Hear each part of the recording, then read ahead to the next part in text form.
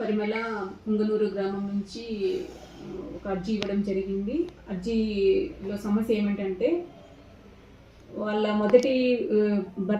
వాళ్ళ భర్తకి మొదటి భార్య కుమారుడైనటువంటి టిఎస్ దినకర్ అనే అతను కొన్ని సర్వే నంబర్లని ఆమెకు పట్టాదార పసు పుస్తకానికి మంజూరు చేసినటువంటి సర్వే నంబర్లని డిస్ప్యూట్లో పెట్టమని చెప్పి కోరుతున్నారని చెప్పి ఆమె చెప్పడం జరుగుతుంది.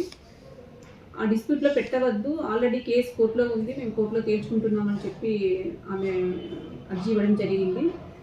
ఈమె అర్జీని పరిశీలించడం అయినది రికార్డులు పరిశీలించి చట్ట ప్రకారము ఈమెకి న్యాయం చేయడం జరుగుతుంది.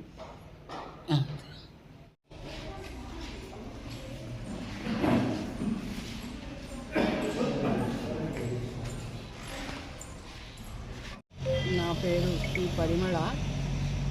నేను ఒక క్యాన్సర్ పేషెంటు. నా భర్త టీవీ శంకర్ రాజు గారు ఆస్తి పుంగనూరులో ఉంది. దాన్ని నేను నా వైద్య నిమిత్తం నేను అమ్ముకున్నా.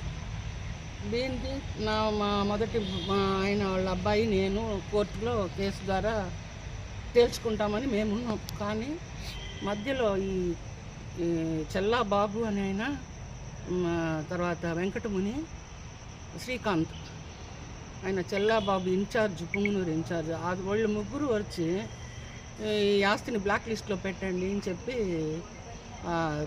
వాళ్ళకు డిపార్ట్మెంట్ వాళ్ళకి చెప్తుంటారు.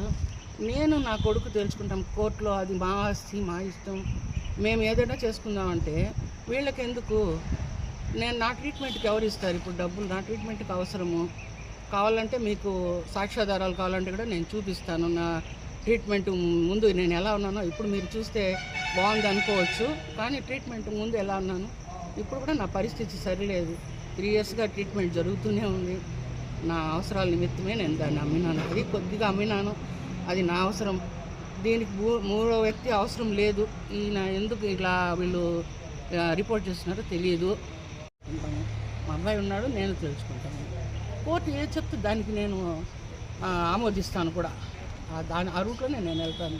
వీళ్ళు ముగ్గురు పరాయి వాళ్ళు, వీళ్ళు ఎందుకు మా మధ్యలో దూరడం, దాన్ని బ్లాక్ లిస్ట్లో పెట్టమనడం, అది మంచి పద్ధతి కాదు కదా. నా ఇష్టం కదా, నా భర్తగా ఆస్తి కదా, అది ట్రీట్మెంట్ కదా. నేను కూడా అమ్ముకుంటాను. నేనేమి విలాసానికి పోవడానికో నేను ఖర్చు పెట్టడానికి కాదు కదా.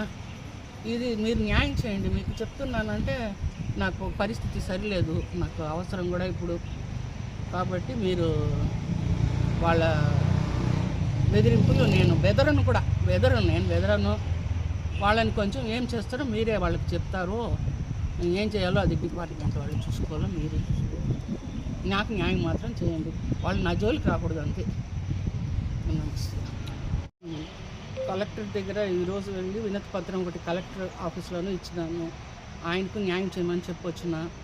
ఆర్డీఓ ఆఫీస్కి వచ్చి అక్కడ కూడా ఒక వినతి పత్రం ఇచ్చి వాళ్ళకు కూడా న్యాయం చేయమని వినతి పత్రం ఇచ్చి వచ్చినాను. మీరు న్యాయం చేయండి.